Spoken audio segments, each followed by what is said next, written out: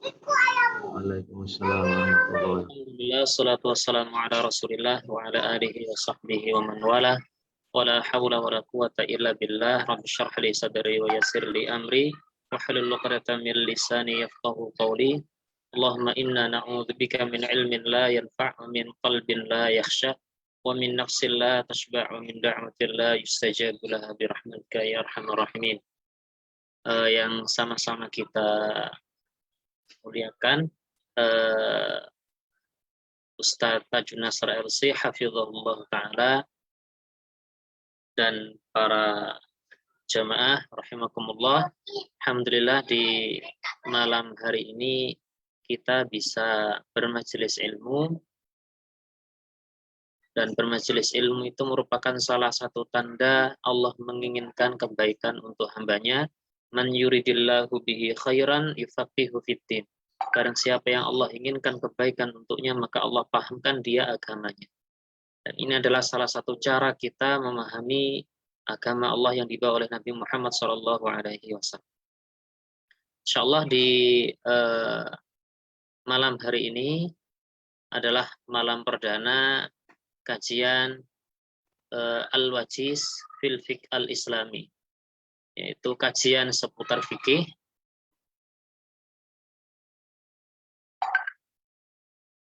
Apalagi kehidupan kita sehari-hari memang tidak pernah lepas dari hukum fikih yang 5, yaitu wajib, sunnah, mubah, makruh, dan haram. Maka dengan mempelajari fikih ini harapannya kita bisa memahami perkara-perkara yang diizinkan oleh syariat dan perkara-perkara yang tidak diizinkan oleh syariat, sehingga aktivitas kita selama 1x24 jam benar-benar sesuai dengan syariat yang dibawa oleh Nabi Muhammad SAW. Terlebih perkara-perkara yang semua kaum muslimin, baik yang awam sampai yang ulama, wajib untuk mengetahuinya, yaitu ibadah-ibadah yang mahdhah seperti rukun Islam, mulai syahadat, sholat, dan seterusnya. Dan ini akan kita bahas di kitab fikih. Kalau syahadat nanti pembahasannya ada di kitab tauhid. Baik para jamaah, tidak lama-lama kita akan mengikuti kajian yang akan diasuh oleh Ustaz Tajun Nasr LC hafizahullah ta'ala. Beliau alumni Libya, Jakarta, dan sekarang aktivitas beliau adalah sebagai pengajar di Sekolah Tinggi Ilmu Tarbiyah Mas Kumambang di Gresik. Baik para jamaah rahimani wa rahimakumullah, langsung kita berikan sepenuhnya majelis ini kepada Ustadz Al-Fadhil Ustadz Tajun Nasr LC hafizahullah ta'ala, fa'alaihi falyatafaddal mashkur.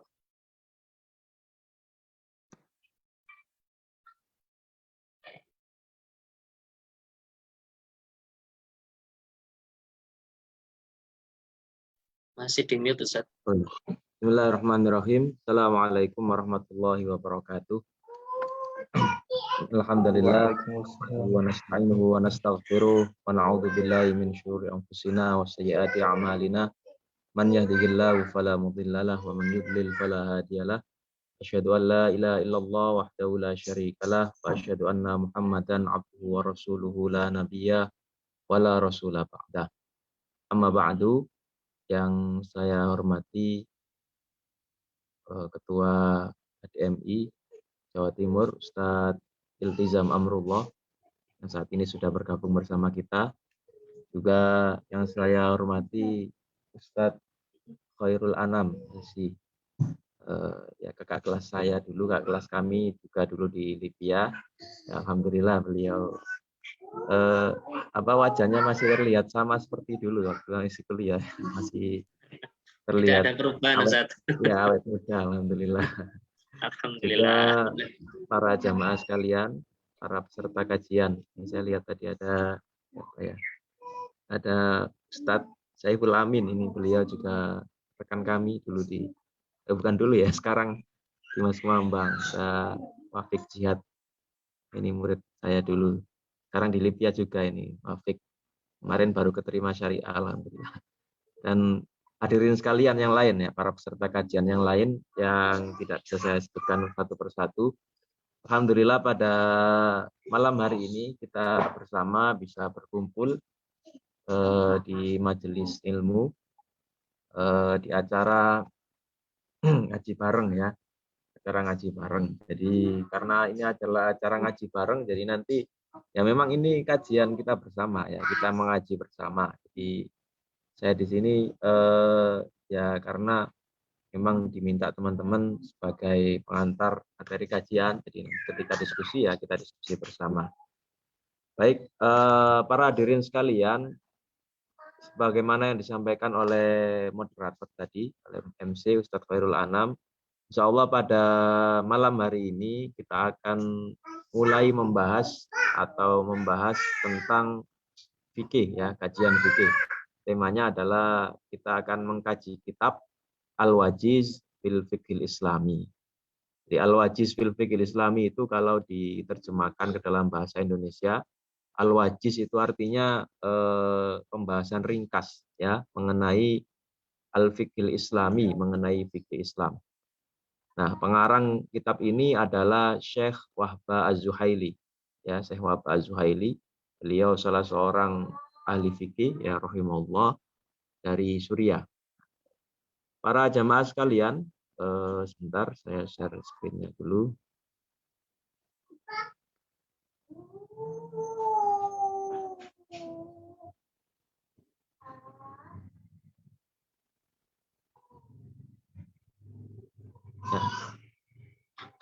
Ini adalah kajian rutin yang diadakan oleh HDMI. Jadi mudah-mudahan kajian ini nanti di pekan-pekan berikutnya masih bisa kita selenggarakan ya, masih bisa kita selenggarakan. Diadakan setiap hari Rabu, insya Allah hari Rabu jam 7:30. Baik, sebelum kita mengkaji isi dari kitab ini, maka seperti kebiasaan para ulama bahwa ketika kita mengkaji suatu kitab, maka ada baiknya kita kaji juga atau kita kaji terlebih dahulu pertama biografi penulisnya ya, biasanya tarjamatul mu'allif. Lalu kemudian selain biografi penulis juga kita kaji muqaddimah. Jadi supaya nanti kita lebih memahami sebenarnya kitab Al-Wajiz fil Fiqhil Islami ini tujuannya atau tujuan penulisnya itu bagaimana ya. Tujuan penulis untuk mengkaji kitab ini itu seperti apa atau isi gambaran kandungan dari kitab ini seperti apa. Nah, para jamaah sekalian, mungkin supaya nanti biar lebih enak ya. Jadi karena kita kajian kitab, terus terang, mohon maaf sebelumnya, saya sendiri untuk kitab fisiknya belum punya. Jadi yang selama ini saya pakai kitab Al-Wajiz fil Islami ini sebenarnya di sini di tempat kami ya di Markas Tahfidz Balita Al-Furqon itu kami sudah mengkaji kitab ini. Jadi 2 minggu sekali kami kaji. Tapi selama ini saya belum bisa mendapatkan mengakses kitab yang berbentuk buku fisik ya. Jadi selama ini saya pakai kitab yang bentuknya PDF. Nah, supaya nanti ya di pertemuan-pertemuan berikutnya ketika mengkaji kitab ini kita lebih enak. Jadi akan saya share link PDF-nya ya. Ini nanti para jamaah bisa mengakses. Saya share di kolom komentar. Jadi nanti para jamaah bisa mengakses kalau ingin download kitab ini bisa download lewat link Google Drive yang saya bagikan ya. Mungkin kalau nanti yang terlambat bisa nanti di-share oleh MC. Ya, sudah saya share di kolom komentar. Itu bisa para jamaah sekalian bisa download. Itu ada 3 jilid ya, jilid 1, 2, 3. Yang satu itu namanya yang akhirnya ada kata satunya itu berarti jilid 1. Nah, yang ada akhirnya 2, jilid 2. Yang ada akhirnya 3, jilid 3. Nah, nanti ya memang kita benar-benar akan mengkaji kitab ini ya. Kita kaji meskipun karena situasi dan kondisi ya, karena kita kajiannya online, jadi mungkin kita mengkajinya secara global. Isi dari kitab itu, yang penting poin-poin pokoknya nanti bisa kita ambil. Ya, kita akan bacakan teksnya, beberapa teks yang ada di kitab tersebut, lalu kita bahas lebih jauh. Nah, seperti saya sebutkan tadi, insya Allah pada pertemuan kali ini yang kita bahas pertama tentang biografi penulis. Ya. Kemudian yang kedua tentang muqaddimah kitab. Lalu nanti kalau waktunya masih cukup, ya kita masuk ke pembahasan kitab ini ya. Jadi beliau memulai membahas kitab ini dimulai dari kitab Toharoh. Ustadz Anam, ini kita mulai nanti sampai jam berapa ini?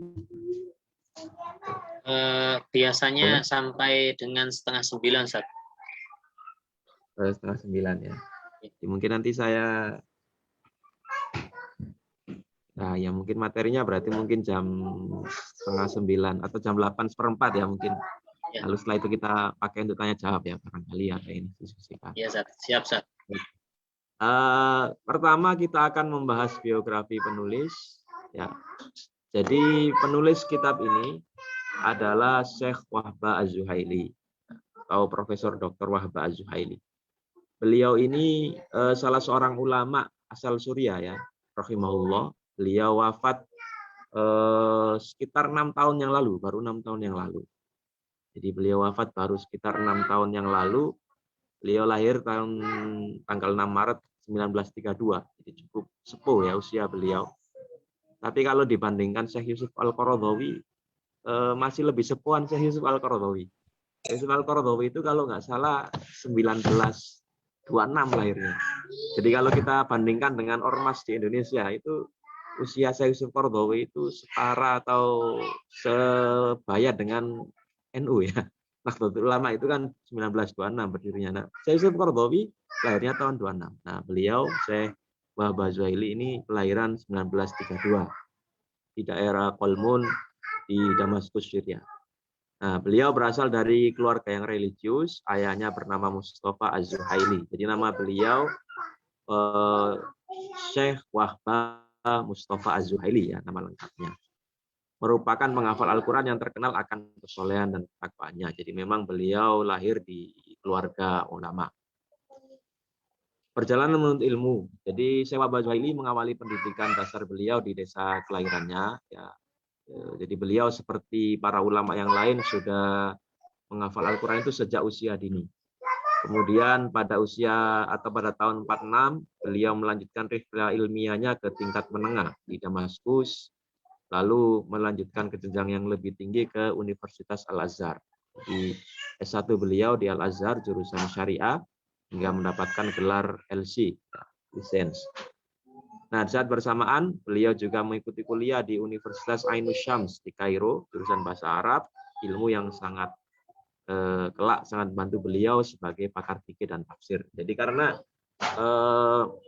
ilmu bahasa Arab ini juga penting ya bagi kita yang ingin belajar fikih lebih dalam.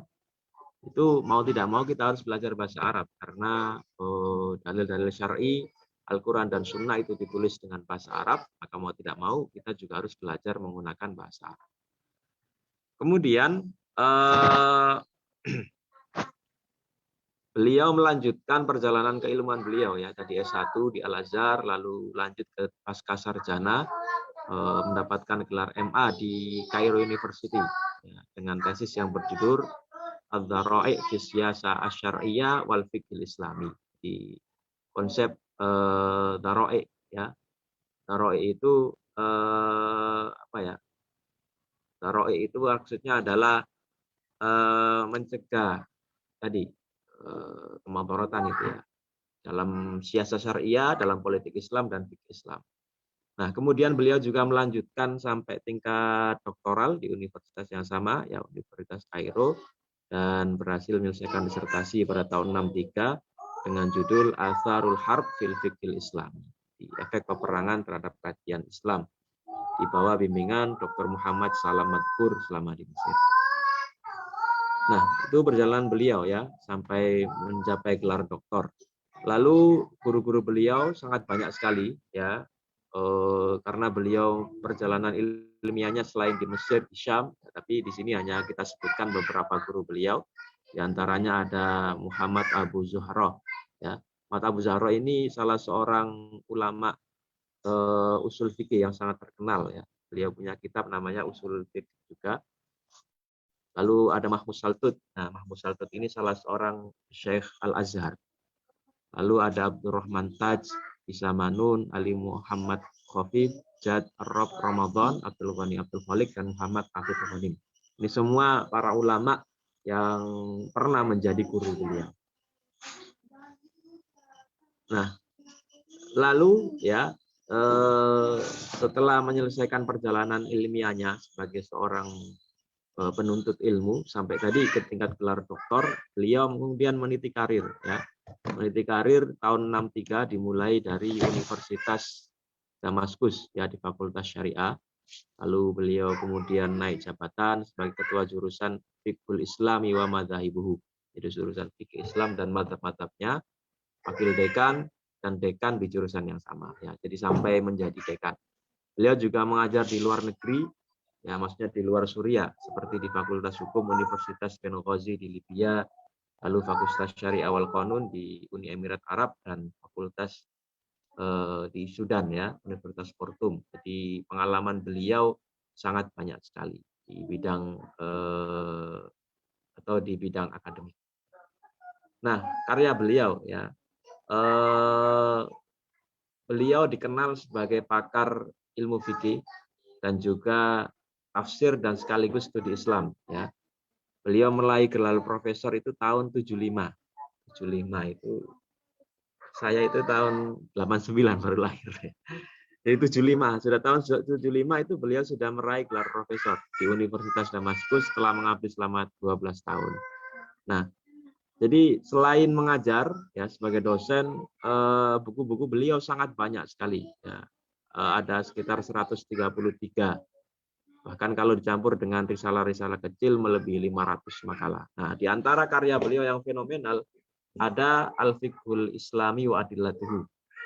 Nah, ini ada yang 8 jilid ya, tergantung penerbitnya. Ada yang versi 8 jilid, ada juga yang versi 11 jilid. Nah, itu berbicara tentang fikih perbandingan mazhab yang sangat lengkap ya. Disebutkan berbagai macam mazhab, ada 4 mazhab, ditambah Zahiriyah, kemudian ditambah lagi Ja'fari, ya, Zaidiyah. Lalu apalagi kalau fikih Syiah yang satu itu selain Ja'fariyah ada Zaidiyah ya. Kemudian ada juga Ibadiyah dari Khawarij. Nah, itu beliau sebutkan semua mazhab-mazhab di situ lengkap berserta dalilnya. Jadi kalau judulnya sebenarnya panjang, tidak hanya Al-Fiqhul Islami wa Adillatuhu, tapi ada judul lain yang menjelaskan tentang bagaimana kitab ini ya. Kitab ini cukup panjang. Bentar.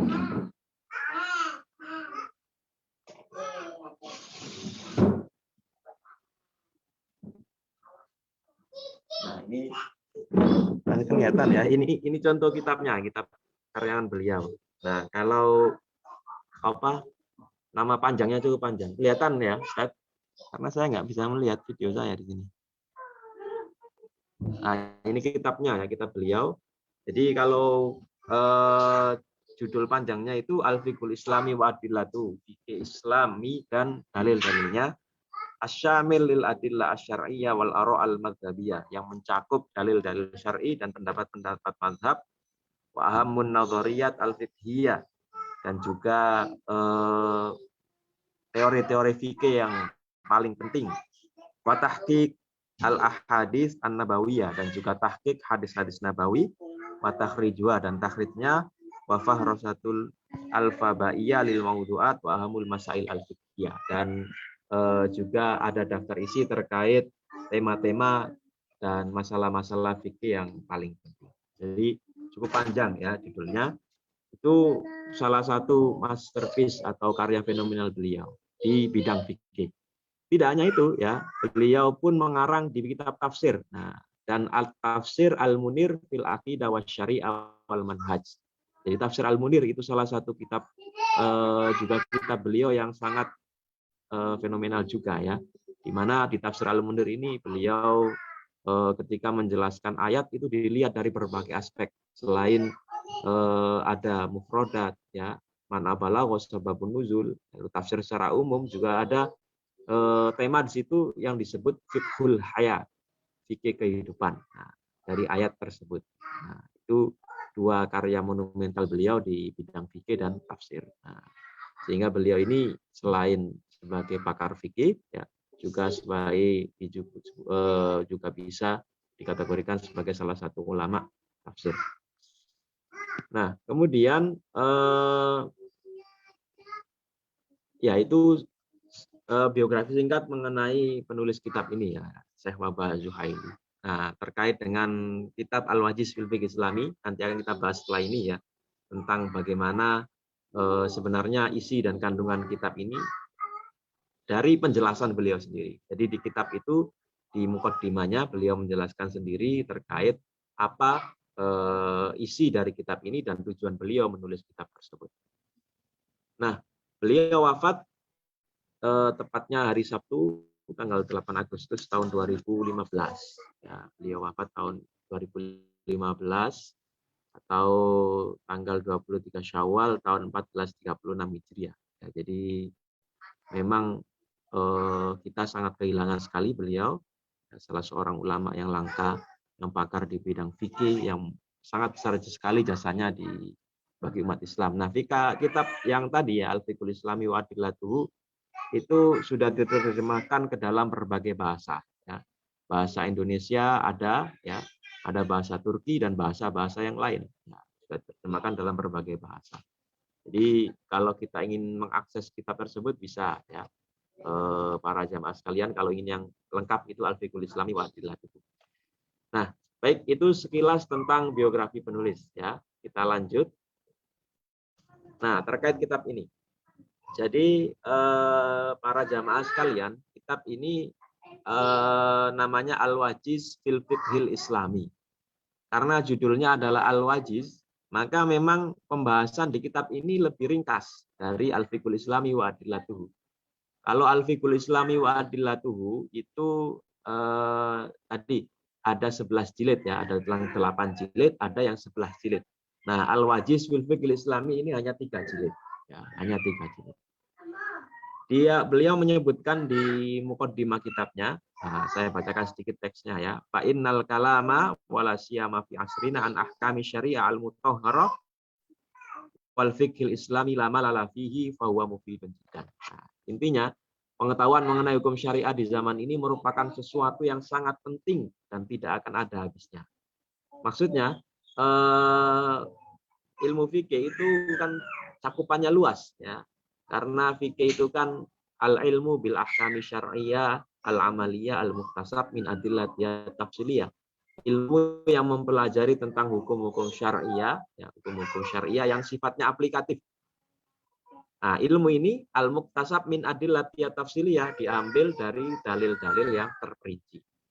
Jadi cakupannya luas karena sifatnya aplikatif. Ya, semua amalan-amalan kita, ya, mulai dari toharo, ya, atau hukum-hukum ibadah, lalu hukum-hukum yang terkait dengan muamalat, ya, terkait dengan munakahat, bahkan terkait dengan hukum-hukum jinayat, ya, hukum-hukum yang terkait dengan pengelolaan negara, semua dibahas dalam ilmu fikih. Nah, maka seperti beliau sebutkan, ya, sesuatu yang sangat penting dan tidak ada habisnya.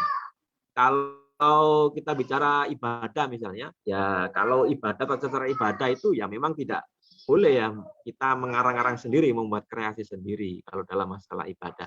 Tapi ada hal-hal lain juga ya. Bukan berarti pembahasan hukum ibadah itu kemudian berhenti begitu saja. Ada misalnya masalah-masalah lain yang ini bukan terkait dengan ibadahnya sendiri ya, yang perlu pembaharuan hukum, tapi terkait dengan sarana-sarana ibadah. Contoh misalnya zaman Rasulullah dulu belum ada teknologi pesawat terbang. Nah, sekarang misalnya bagaimana hukum sholat di pesawat terbang, teknisnya seperti apa misalnya. Lalu contoh lagi ya, ini mungkin dihadapi oleh masyarakat yang ada di perkotaan, boleh atau tidak misalnya kita menjamak sholat karena alasan macet contohnya. Nah, itu kan masalah-masalah yang zaman Rasulullah dulu belum ada ya permasalahan ini. Macet itu belum ada di Madinah, macet, mana ada macet.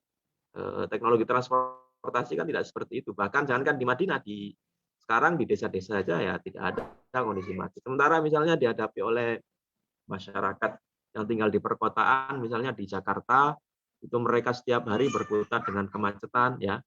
Pulang kerja misalnya jam 5 sore, itu nyampe rumah itu bisa jadi mereka selesai isya itu baru sampai rumah jam 8, jam 9, bisa saja di tengah jalan, Mas. Ya, mungkin ada solusi turun di jalan bisa ya. Tapi ini setiap hari ya, setiap hari. Apakah itu masuk kategori rukhsah atau tidak? Nah, itu kan masalah-masalah ibadah tapi kontemporer. Jadi intinya masalah-masalah fikih itu tidak akan ada habisnya pembahasannya. Apalagi kita baru bicara sarana ibadah ya. Kita bicara masalah muamalat itu juga banyak sekali ya. Ya, setiap hari pasti ada pembahasan-pembahasan baru. Nah, maka beliau mengatakan bahwa pengetahuan hukum syariah ini merupakan sesuatu yang sangat penting. Kenapa? Karena pertama bisa memperkuat aspek pengetahuan dan pemahaman, kemampuan mengambil kesimpulan hukum, kemudian melatih orang-orang yang bergelut di bidang fikih agar terbiasa mengenal metode ijtihad, ya. Nah, ini semua ya, ini kalau manfaatnya bagi orang-orang yang bergelut di bidangnya, ya. Beliau menyebutkan di sini ya, kalau orang-orang yang bergelut di bidang ilmu fikih itu memang tujuan pelajarinya nanti goal akhirnya adalah untuk melatih kemampuan dalam mengambil kesimpulan hukum. Tapi bagi orang-orang awam ya, orang-orang yang maksudnya tidak di bidang ini, meskipun dia mungkin expert atau dia memiliki keahlian di bidang lain, di kedokteran, di ilmu-ilmu yang lain, tapi kalau dalam ilmu syariah ini dia belum ada pengetahuan termasuk orang awam di bidangnya, maka ya manfaat dari pelajari ilmu fikih itu ya mengetahui hukum-hukum baru tadi, ya, masalah-masalah yang baru. Baik, kemudian beliau memandang ya dari latar belakang tadi ya, beliau memandang perlu adanya kitab tersendiri ya, yang membahas, bentar. Nah, beliau memandang adanya kitab tersendiri yang memuat hukum-hukum syar'i yang langsung dikorelasikan dengan Al-Quran dan Sunnah. Ini nampaknya kurang satu slide-nya ya tadi. Jadi setelah menyebutkan latar belakang seperti itu, beliau kemudian menyebutkan ya sebelum ini ya, beliau menyebutkan bahwa dalam perjalanan hidup beliau selama ini, ya, Syekh Wahbah Zuhaili, beliau mengatakan walaqad katabtu fiqhal madzahib fi ihda asyrota mujalladan. Nah, tadi ya, beliau menjelaskan di antara yang beliau lakukan dalam menghadapi atau merespon permasalahan fikih, beliau sudah menulis buku fikih yang memuat atau sebanyak 11 jilid ya, yang memuat tentang mazhab-mazhab yang ada. Ya, di situ beliau mengatakan dari fikih Islam adillatu itu beliau jelaskan ma'a ba'di ahkamil mustajiddat wan nadhariyat al-fiqhiyah. Nah, jadi selain fikih mazhab, beliau juga menulis di situ beberapa permasalahan kontemporer ya yang terjadi ketika beliau menulis itu. Karena bisa jadi selesai beliau menyusun buku itu ada masalah baru yang belum beliau tulis di situ ya. Jadi ya belum beliau cantumkan di situ. Lalu beliau juga menulis di bidang yang lebih umum. Beliau menyebutkan di sini beliau menyebutkan ya di sini kama audhtul ahkam syar'iyyah bil ma'nal wasi' li kalimatil fiqhi awil hikam al mustambata min kitabillahi azza wa jalla. Jadi selain menulis buku fikih yang khusus untuk hukum-hukum amaliyah, beliau menyebutkan beliau juga menulis buku yang memuat hukum yang lebih luas, yaitu hukum akidah ya sebagaimana beliau disebutkan di sini, ibadah, kemudian muamalat, akhlak dan adab. Nah, ini beliau tulis bukan di kitab fikih, tapi beliau menulisnya di kitab tafsir, ya tafsir Al-Wajiz yang tadi kita bahas. Nah, ternyata selain dua kitab ini, beliau menjelaskan kalau beliau juga punya satu kitab lagi. Nah, kitab ini ternyata kitab hadis, ya. Jadi luar biasa sekali beliau ini. Selain fikih, tafsir, ternyata beliau juga punya kitab hadis. Ya, beliau menjelaskan wa nabbahtu ila ma yustafadu minal ahkamid diniyah wal ilmiyah wal jihadiyah wa dzatis silah binidhamil hukmi wal ijtimaiyah wal akhlaqiyah min majmu'atin minal ahadits nabawiyah. Beliau menulis kitab hadis ya yang terkait dengan tadi disebutkan masalah-masalah juga yang hukum agama, yang terkait dengan hukum masyarakatan, terkait dengan hukum pemerintahan. Nah, hadis yang beliau tulis sejumlah alfin wa arba'imi'ati hadisin, 1.400 hadis.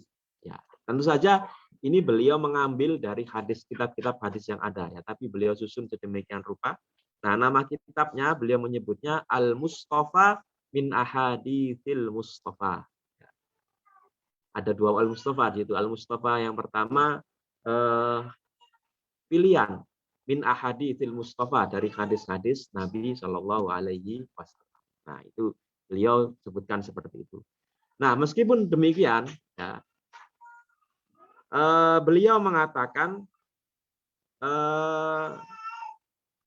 ya seperti yang ada di slide ya, beliau memandang perlu adanya kitab tersendiri yang memuat hukum-hukum syar'i yang langsung dikorelasikan dengan Al-Quran dan Sunnah secara ringkas. Nah, namun sedikit berbeda dengan kitab Al-Fiqhul Islami wa Adillatuhu. Nah, jadi beliau ingin ada satu kitab khusus. Kalau Al-Fiqhul Islami wa Adillatuhu itu mungkin karena terlalu besar ya, terlalu luas pembahasannya, sebanyak 11 jilid. Beliau memandang ada butuh kitab ringkas ya, kitab yang lebih ringkas lagi. Ya mungkin isinya kurang lebih tidak jauh berbeda dengan Al-Fiqhul Islami wa Adillatuhu, tapi kitab ini kandungan-kandungan hukumnya langsung dihubungkan dengan Al-Quran dan Sunnah ya. Jadi maka karena itu ya disebutkan di sini faro'aitu iradiha fi kitabin mustaqil. Jadi karena latar belakang tadi beliau menyebutkan perlu menulis kitab tersendiri, mukhtalifun syai'an ma an kitab al-fiqhi wa adillatihi, yang sedikit berbeda dengan kitab al-fiqhul Islam wa adillatuhu, alladzi yakni bil furu'il fiqhiyah an-nassiyah wal ijtihadiyah. Nah, jadi kitab ini sedikit berbeda dengan kitab al-fiqhul Islam wa adillatuhu. Apa bedanya? Nah, ini bedanya. Kalau Al-Fiqhul Islam wa Adillatuhu tadi menyebutkan pendapat mazhab secara luas ya. Tapi kitab ini langsung menunjukkan kepada pembaca secara langsung hukum-hukum yang diambil dari Al-Qur'an dan Sunnah ya, atau bisa juga disebut dengan fiqhun nas. Jadi ada dalil-dalil dari Al-Qur'an Sunnah, kemudian beliau ambil kesimpulan hukumnya ya. Meskipun demikian, kitab ini bukan kitab pengganti Al-Fiqhul Islami wa Adillatuhu, atau tidak membutuhkannya, dalam artian tetap Al-Fiqhul Islami wa Adillatuhu ada tujuan penulisannya sendiri, kitab ini ada tujuan penulisannya sendiri. Nah, lalu yang kedua, kitab ini juga memperhatikan permasalahan penting. Jadi selain hukum, kemudian dalil, kitab ini juga dihubungkan dengan prinsip-prinsip pokok ya. Beliau mengistilahkan dengan al-usulul amah wal mabadi al-kubra, dan maqasid syariah ya, hukum syariah, jadi prinsip-prinsip pokok, hikmah pensyariatan serta maqasid syariah Islam. Jadi selain hukum juga dalil dan juga alasan ya, apa dibalik dalil tersebut ya, apa tujuan disyariatkannya hukum tersebut di dalam syariat Islam, itu juga beliau bahas di sini. Kenapa ini perlu dibahas? Jadi tidak hanya hukum, dalil saja, tapi juga maqasid syariah. Tujuannya adalah agar seorang muslim lebih tenang dalam menjalankan hukum tersebut dan bisa menyelaraskan antara teori dan praktek dalam beramal. Nah, beliau mengistilahkannya dengan fiqhul mabadi' wal maqasid ya. Fikih al-mabadi' itu landasan dasar, wal maqasid ya, dan fikih maqasid syariah. Nah, itu beliau mengistilahkannya dengan seperti itu. Nah, lalu di muqaddimah ini beliau juga menyebutkan poin penting. Ya. Tapi sebelum itu beliau mencontohkan misalnya ya, menghubungkan antara masalah dengan maqasid syariah. Beliau menyebutkan contoh misalnya di sini. Saya bacakan saja. Pamisalu hadzan nahji anna dhawabitul muamalat asy-syar'iyyah al-mustafadah minal Qur'ani was sunnah wal muta'alliqah masalan di fasadil aqdil mustamil 'alal gharar wal jahal. Contohnya ada mabadi' landasan dasar dalam syariat Islam bahwa muamalat, ya, hukum-hukum yang terkait dengan muamalat, yang terkait dengan rusaknya suatu akad itu disebabkan karena gharar, penipuan, ya, wal jahala. Jahala itu ketidaktahuan terhadap benda yang ada di akad tersebut. Kenapa kok ada landasan dasar ini? Alasannya, ya, beliau sebutkan, sababwa al-hirsu ala wihdatil muslimina wal ibqa'i ala usulil wi'ami wal wuddi wal mahabbah. Nah, karena kenapa kok muamalat itu ada hal-hal yang diharamkan di dalam muamalat itu karena tadi ada penipuan dan unsur jahala, ya, unsur jahala itu ketidaktahuan terhadap hukum muamalat itu alasannya adalah karena disebabkan untuk menjaga persatuan umat Islam. Jadi supaya tidak terjadi perselisihan antara umat Islam, maka hal-hal negatif tersebut perlu untuk dihindari. Ya, nah, itu contoh landasan hukum dalam syariat Islam. Nah, lalu di kitab Muqaddimah ini juga beliau menyebutkan, ya, saya bacakan teksnya terlebih dahulu. Wayan bagi alal muta'allimi wa kulli muslimin idraku hikmati tasyri' fi kulli hukmin. Ya, seorang muslim harus memperhatikan hikmah pensyariatan dalam setiap hukum hatta tartaha nafsuhu wa yatma'inna ila salamati amali. Nah, supaya tadi lebih rileks atau lebih tenang dalam menjalankan amalan, lebih tenang dalam menjalankan hukum-hukum ibadah. Ya, kita lanjutkan, ya. Beliau juga melanjutkan poin penting, ya, seperti yang di slide. Beliau menjelaskan walakin yanbaghi al-ilmu wat tasrihu bi anna fiqhal madhahib al-arba'ah la yakhruju mutlaqan anil kitabi was sunnah khilafan lima yaz'umus sabhiyun wal jahala wal muta'assibun diddal madhahib. Jadi perlu diketahui, ya, dan perlu dijelaskan bahwasannya fikih mazhab 4, ya, fikih Hanafi, kemudian Maliki, Syafi'i dan Hambali, itu semuanya la yakhruju mutlaqan anil kitabi was sunnah. Tidak keluar, ya, semua mazhab dalil mazhab itu tidak akan keluar dari lingkaran kitab dan sunnah, Al-Qur'an dan sunnah. Jadi beliau mengatakan ini tidak sesuai, ya, dengan tuduhan, ya, beliau ingatkan bahwa tidak mungkin keluar dan sunnah sebagaimana anggapan dari beberapa orang fanatik dan bodoh yang musim mazhab sebagaimana beliau sebutkan di situ. Jadi ada banyak orang yang mungkin karena keterbatasan pengetahuan yang ada, ya, atau mungkin dalam mempelajari ilmu-ilmu fikih ini kurang luas, ya, sehingga mereka beranggapan bahwa imam-imam mazhab itu banyak pendapat mereka yang bertentangan dengan Al-Quran dan Sunnah, maka wajib kita tinggalkan. Ya, ada maksudnya banyak penyimpangan-penyimpangan yang dilakukan oleh para imam mazhab. Ya, banyak hukum-hukum yang mereka simpulkan itu keluar dari Al-Quran dan Sunnah. Nah, beliau mengingatkan poin ini dan para jamaah sekalian, ini poin penting, ya, yang perlu kita ketahui bersama bahwasannya para imam mazhab itu sekali lagi mereka tidak ketika mengambil kesimpulan hukum mereka tidak ngawur, ya. Bagaimana tadi saya sebutkan definisi fikih itu adalah al-ahkam, definisi dari ilmu fikih itu adalah al-ilmu bil ahkami syar'iyyah, ya, pengetahuan tentang hukum-hukum syariah al-muktasab min adillatiha at-tafsiliyah yang diambil dari dalil-dalil terperinci. Jadi apa yang disimpulkan oleh para ulama mazhab itu berdasarkan dalil-dalil yang ada, ya. Jadi tidak keluar dari Al-Quran dan Sunnah. Hanya saja mungkin nanti terjadi perbedaan ijtihad, itu sudah biasa, ya. Imam Syafi'i dan Imam Abu Hanifah misalnya berbeda dalam suatu masalah. Atau misalnya antara mazhab Hanafi dan mazhab Maliki, mazhab Hambali berbeda dalam suatu masalah. Nah, itu sudah biasa terjadi perbedaan mazhab seperti itu. Karena perbedaan dalam memahami dalil, ya. Contoh, salah satu contoh misalnya di surah Al-Maidah Allah berfirman salah satu yang bisa membatalkan wudhu, ya, kalau itu dilakukan maka wudhunya harus diulang, ya, itu adalah aula mastumun nisa. Nah, aula mastumun nisa, la masa itu bisa diartikan menyentuh. Nah, tapi para ulama berbeda pendapat. Dari kalangan mazhab Hanafi berpendapat lamasa di situ bahasa kiasan. Jadi bukan menyentuh sebenarnya ya. Lamasa itu ya menyentuh bahasa kiasan dari jima ya, berhubungan suami istri. Tapi mazhab di sisi lain ya, di kutub yang lain, mazhab Syafi'i berpendapat itu menyentuh secara mutlak. Ya, pokoknya menyentuh wanita yang non mahram itu membatalkan wudhu. Nah, di tengah-tengah ada mazhab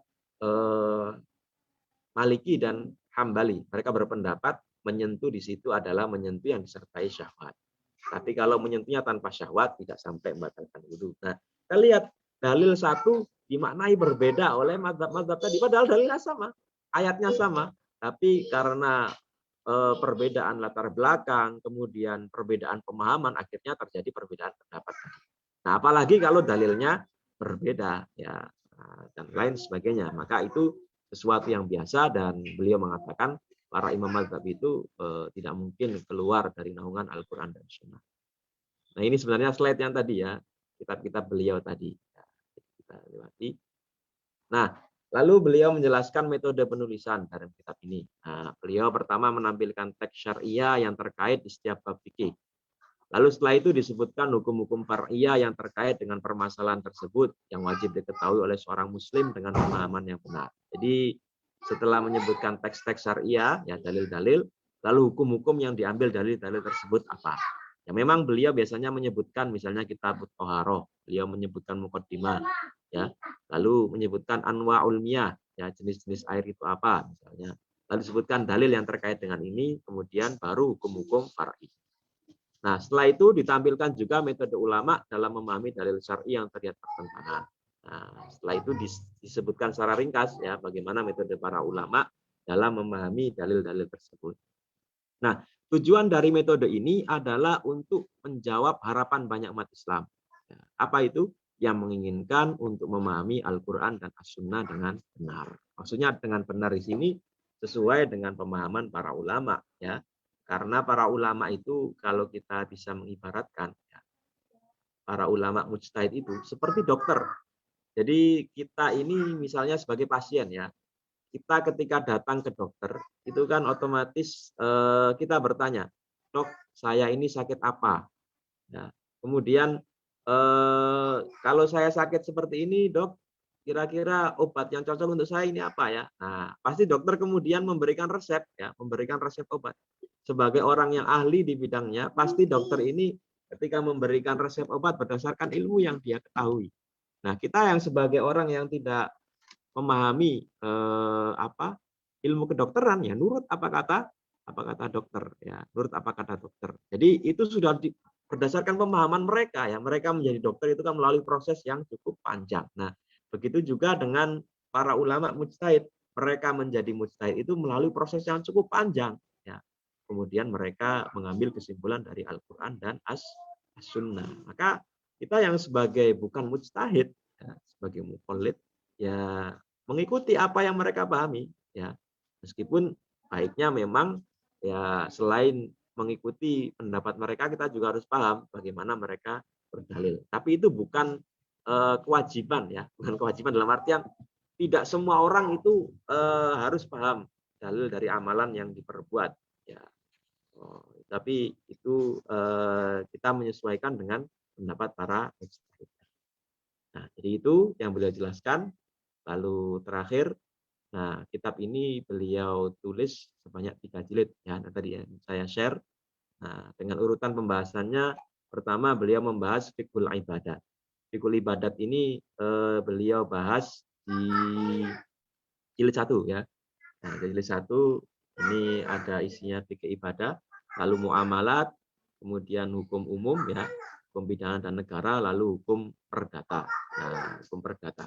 Hukum perdata. Muamalat ini di jilid 2, lalu hukum umum dan perdata ini ada di jilid 3. Nah, jadi itu gambaran terkait kitab Al-Fiqhul Islami wa Adillah. Baik, Ustadz, ini sudah jam 20.18. Kita cukupkan sampai di sini dulu atau bagaimana? Kita lanjut diskusi.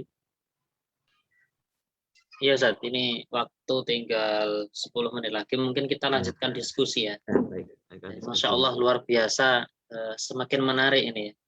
Mukadimah saja itu sampai segini lamanya ya. Tapi sangat menarik sekali. Sehingga memang para jamaah, rahimani wa rahimakumullah, sebelum mempelajari suatu ilmu, memang kita sangat dianjurkan untuk memahami mukadimahnya. Ya. Sehingga kita bisa mengikuti alur dari kitab tersebut. Ini kitabnya namanya Wajiz tapi 3 jilid saja, luar biasa. Wajiz tapi 3 jilid. Ya, Jadi cukup menarik sekali. Ya. Yang saya tangkap dari penjelasan Ustaz Tajun Hafizahullah Ta'ala, yang sangat menarik untuk saya sampaikan adalah bahwasanya ini, para imam mazhab tidak mungkin keluar dari koridor Al-Quran dan As-Sunnah di dalam menyimpulkan hukum. Nah, ini penting sekali untuk kita pahami para jamaah, bahwasanya kita jangan gampang-gampangan kemudian menyalahkan ijtihad para ulama. Kita itu siapa gitu ya, Ustaz ya. Bukan siapa-siapa, ya, bahasa Arabnya pun juga belum paham, kok tiba-tiba menyalahkan sekalipun ulama mazhab yang luar biasa ini. Itu yang poin pertama yang saya tangkap dari Ustaz Tajun. Yang kedua, perbedaan fikih adalah suatu keniscayaan. Ya, perbedaan pandangan dalam fikih itu suatu keniscayaan. Dan ini sudah terjadi zaman Nabi Muhammad SAW. Jadi para sahabat itu sudah berbeda pandangan sejak Nabi masih hidup, terutama masalah ini, Ustaz ya. Kalau nggak salah, sholat di Bani Quraidah itu. Ada yang sholat di perjalanan, ada yang sholat asar setelah sampai di Bani Quraidah, tapi waktunya sudah waktu maghrib. Nah, di situ Nabi SAW tidak menyalahkan mereka berdua, dua mazhab ini, walaupun beliau memberikan isyarat merajihkan dari salah satu pandangan dari dua kelompok sahabat yang berbeda. Dan Nabi sudah memberikan contoh kepada kita seperti itu. Baik para jamaah, jazakumullah khairan Ustaz Tajun, mukadimahnya ini sangat menarik sekali. Ini pekan depan ini kayaknya lebih seru lagi ini. Ya. Jadi pelajaran fikih itu luar biasa luasnya. Ya. Ciri orang yang belajar fikih itu seharusnya semakin semakin longgar dadanya menerima perbedaan pendapat, kemudian juga tidak gampang menyalahkan orang lain yang tidak sependapat dengan dia. Ini ciri-ciri orang yang belajar fikih dan paham berarti. Kalau suka menyalah-nyalahkan orang lain, berarti ada kegagalan di dalam mempelajari fikih. Baik para jamaah rahimani wa rahimakumullah, ada waktu kira-kira 8 menit lagi. Barangkali ada yang ingin bertanya lebih lanjut kepada pemateri, pada Ustaz Tajun Hafizahullah Ta'ala, maka kami persilahkan bisa melalui chatting atau langsung bertanya langsung dengan memberikan isyarat tangan.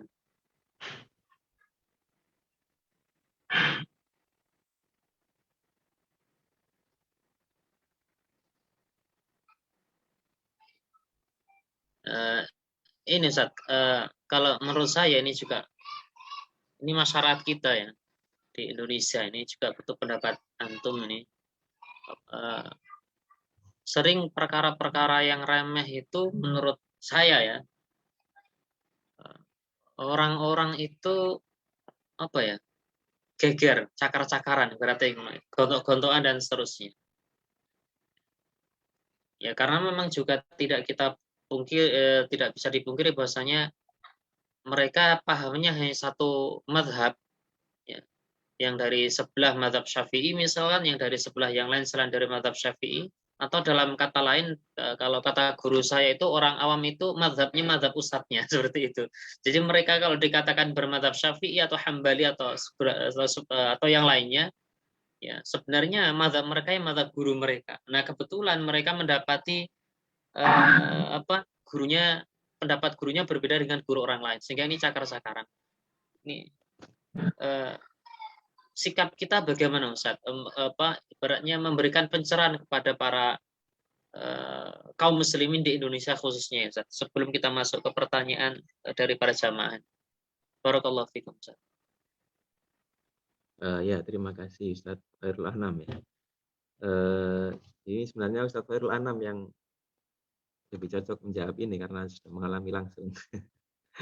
Jadi memang ini fenomena yang tidak bisa kita pungkiri dan saya pribadi atau mungkin kita semua yang ada di Indonesia juga mengalami fenomena tersebut ya. Eh, Mungkin berbeda, tapi mungkin hanya berbeda di skala apa eskalasi atau tingkat pertentangannya itu mungkin berbeda. Kalau zaman saya dulu, ya mohon maaf, misalnya antara NU dan Muhammadiyah itu ya sangat apa ini sekali crashnya itu ya, crashnya sangat keras sekali. Tapi semakin berjalannya waktu, itu saya melihat ya semakin ke sini kita semakin biasa, gitu. Semakin biasa hidup berdampingan ya, karena mungkin sudah saling memahami satu sama lain. Nah, kalau menurut saya salah satu faktornya itu tadi. Jadi salah satu faktornya adalah mungkin eh, tidak adanya kesepahaman antara kelompok-kelompok yang ada dan memandang bahwa diri mereka lah yang paling benar, diri mereka yang paling benar, diri mereka yang paling kelompok mereka yang paling sesuai dengan Al-Quran dan Sunnah, sementara yang lain tidak. Gitu ya. Nah, karena mungkin salah satu faktornya itu tadi, ya, adanya pemahaman merasa paling benar sendiri. Lalu yang kedua, kalau saya melihat justru kadang permasalahannya itu justru di pimpinan-pimpinannya, pimpinan-pimpinan dari kelompok-kelompok tersebut, ya, yang justru biasanya malah mengompor-ngompori jamaahnya, atau kalau tidak mengompori itu mereka memberikan pemahaman ke jamaahnya bahwa kelompok kita yang paling benar dan kalau di luar kita ya itu tidak benar gitu ya, tidak benar. Sehingga akhirnya ya jamaah mereka itu ketika mendapat pemahaman atau doktrin seperti itu dari pimpinan mereka ya akhirnya itu tadi timbul pergolakan. Nah, salah satu solusinya sebenarnya yang paling efektif itu menurut saya adalah ya di kepala-kepalanya ini dulu yang kalau bisa itu saling bertemu, kemudian saling berdiskusi. Kalau zaman para ulama dahulu kan sudah biasa ketika mereka berbeda pendapat, itu mereka saling berdiskusi ya. Nah, itu salah satu solusinya kalau menurut saya seperti itu. Kalau misalnya para pimpinannya ini sudah bisa ketemu, insya Allah jamaahnya nanti juga ngikut. Yang bermasalah itu kadang para pimpinannya seperti itu, ya jamaahnya juga seperti itu akhirnya. Ya.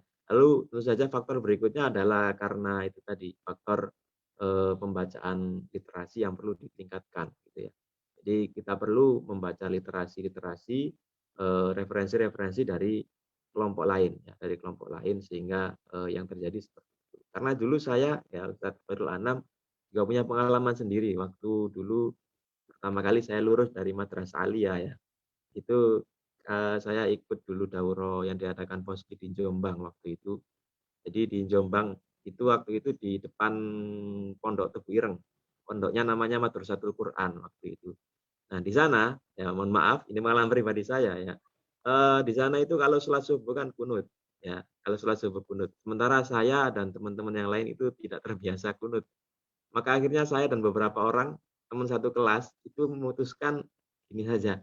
Kita kalau subuh sholatnya di kamar, kita bikin jamaah sendiri sampai seperti itu waktu itu.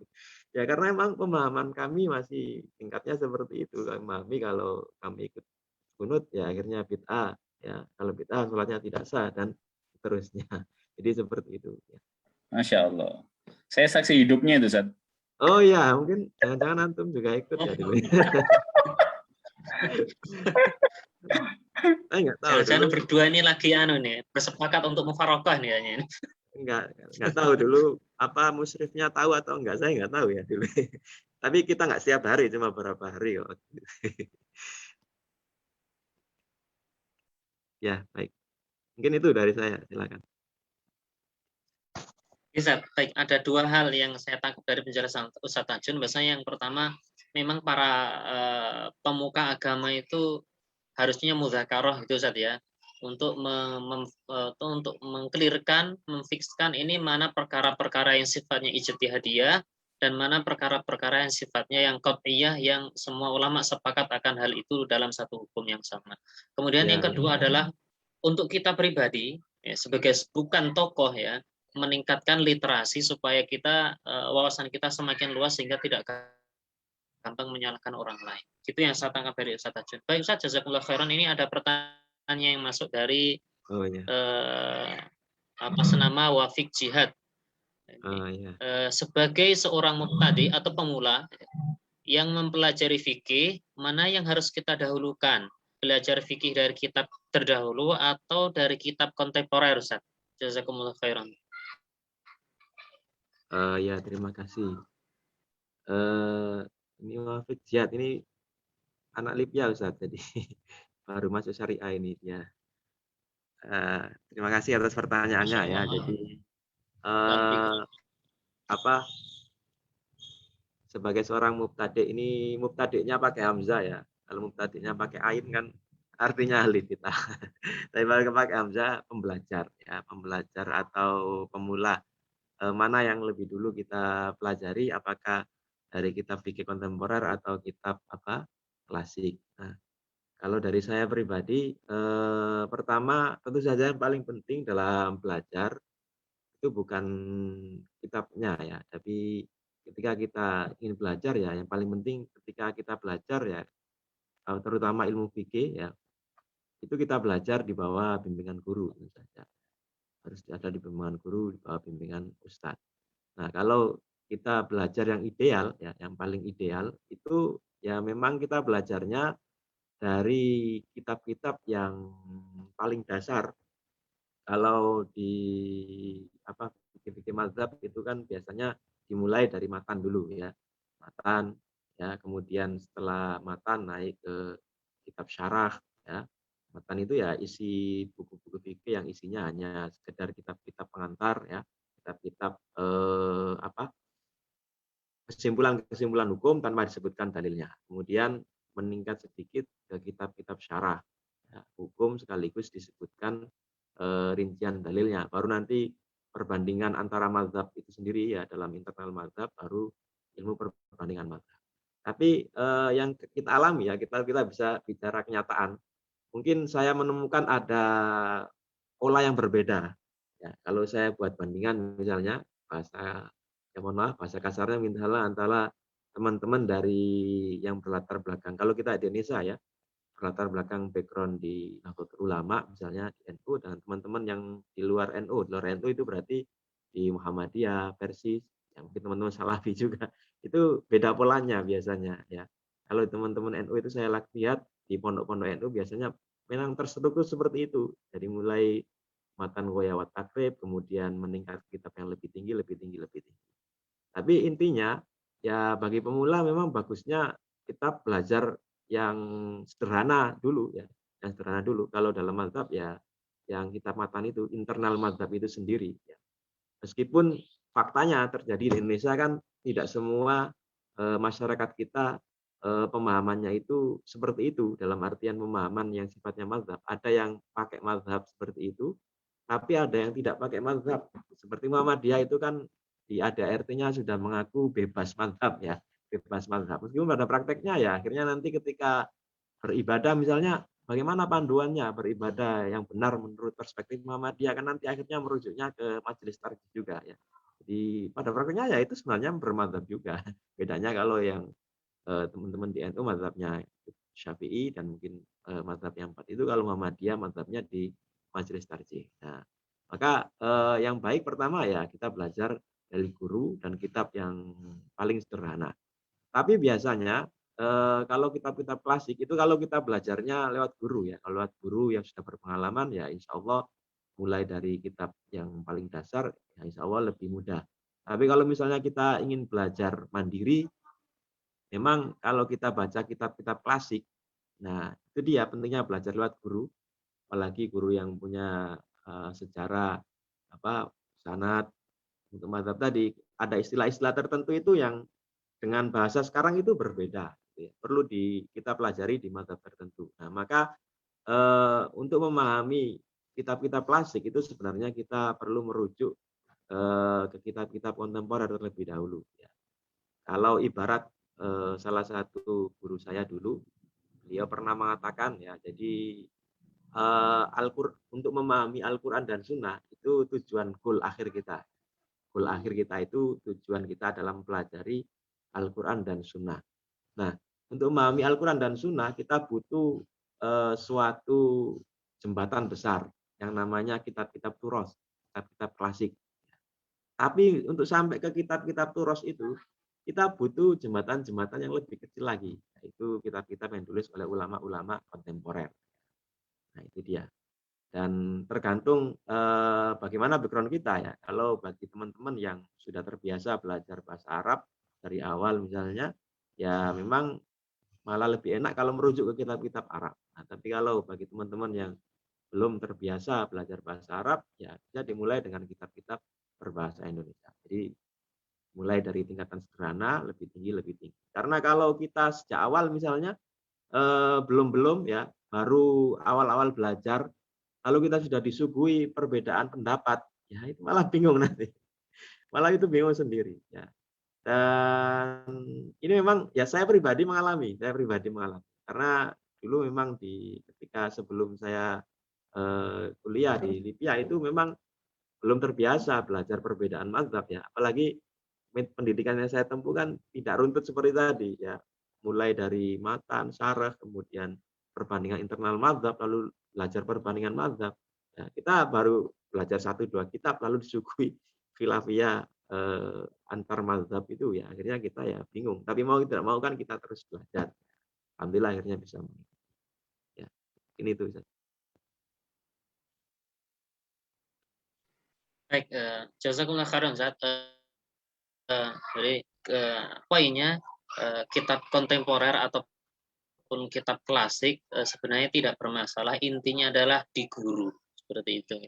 Ya, karena memang mulazamah itu ataupun talaki itu penting untuk menyambungkan sanad sehingga pemahamannya runtut sampai ke Nabi Shallallahu Alaihi Wasallam. Seperti di antum sebutkan Ustaz, karena memang beberapa kitab itu punya karakteristik sendiri, ada istilah-istilah yang bisa dipahami oleh mereka yang belajar secara bersanad ataupun talaki, sehingga yang terjadi ketika seseorang belajar atau tidak dikhawatirkan terjadi gagal paham. Baik, barakallahu fiikum, jazakumullah khairan Ustaz Tajun Nasr LC hafizahullah taala.